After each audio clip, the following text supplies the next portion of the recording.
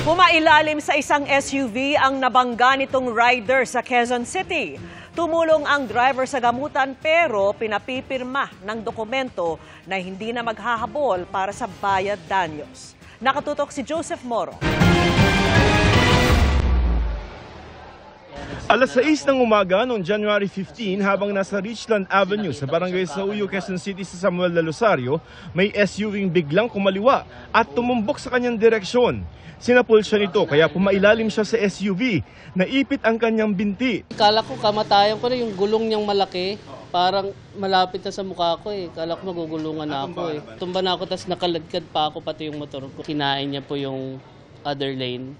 So hindi siya dito sa kabila, sa tamang lane lumiko. Tumigil naman daw ang driver ng SUV. Nakiusap naman siya na wag na tayo magbarangay kuya, ako na bahala sa lahat. Dinala siya sa ospital at sinagot ang pagpapagamot na nagkakahalaga ng 18,000 pesos. Sa kabutihang palad, wala namang bali ang biktima pero nagtamo siya ng sunog at malalaking sugat sa kanang binti. Ngayong araw, pumunta ang biktima sa tanggapan ng Land Transportation Office. Nagpatulong siya na masampahan ng reklamo ang nakaaksidente sa kanya matapos umano nitong gustong papirmahin ng quit claim na nangangahulugan daw na hindi na ito pwedeng habulin. Handa naman daw sila makipag-ayos kung magbibigay umano ito ng 50,000 pero ayaw umano ng driver ng SUV. Ayaw nila. Binibigyan lang po ako ng 15,000. Pinapapirma na po kami ng quit claim. Ang sabi niya po sa amin, para po ito ma-reimburse ko yung nagastos ko sa insurance.